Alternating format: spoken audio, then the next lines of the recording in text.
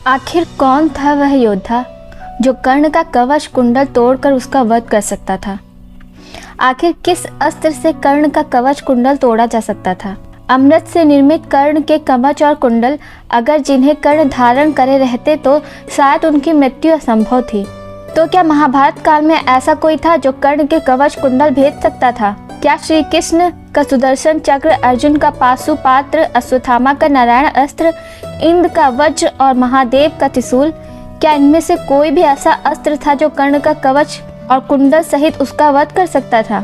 कर्ण के कवच कुंडल बहुत ही शक्तिशाली थे।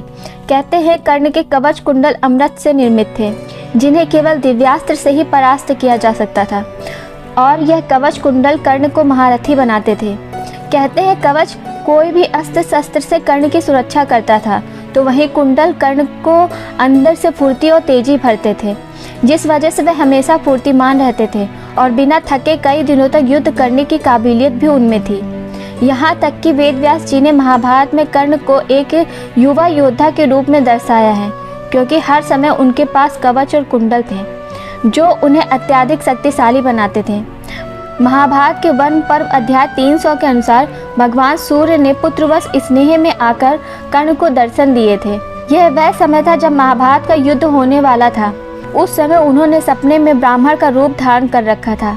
वह बोले, हे कर्ण, देवराज इंद्र पांडवों की इच्छा से तुम्हारे पास कवच और कुंडल लेने के लिए आएंगे। तुम्हारी दानशीलता का उन्हें ज्ञान है। संपूर्ण जगत को तुम्हारे इस नियम का पता है। सत्पुरुष के मामले में तुम अपनी सर्वोत्तम वस्तु भी दे देते हो, इसलिए उनके मांगने पर अपने कवच और कुंडल उन्हें मत देना, क्योंकि अगर तुम अपने जन्म के साथ उत्पन्न कवच कुंडल को उन्हें दे दोगे तो तुम्हारी आयु क्षीण हो जाएगी और तुम मृत्यु के अधीन हो जाओगे। तुम अपने कवच और कुंडल से संयुक्त होने पर रण में शत्रुओं के लिए अवधेय बने रहोगे। मेरी इस बात को तुम समझो कर्ण, यह कवच और कुंडल अमृत से उत्पन्न हुए हैं। यदि तुम्हें अपना जीवन प्रिय है तो इन कवच और कुंडल की सुरक्षा अवश्य करनी चाहिए। तुम सदा अर्जुन से प्रतिस्पर्धा करते हो तथा सूरवीर अर्जुन तुमसे युद्ध में अवश्य भिड़ेगा। यदि तुम इन कवच और कुंडल को धारण करोगे तो तुम अर्जुन तुमसे युद्ध में कदापि नहीं जीत सकता, भले ही साक्षात इंद्र भी उनकी सहायता करने के लिए आ जाएं।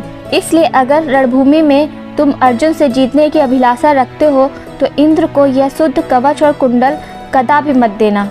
सूर्यदेव के अनुसार कवच कुंडल कर्ण के पास होने से कर्ण की मृत्यु होना संभव नहीं था और कवच और कुंडल छिन जाने पर कर्ण की मृत्यु निश्चित थी। तो दोस्तों, दूसरा भाग बहुत जल्द ही आने वाला है।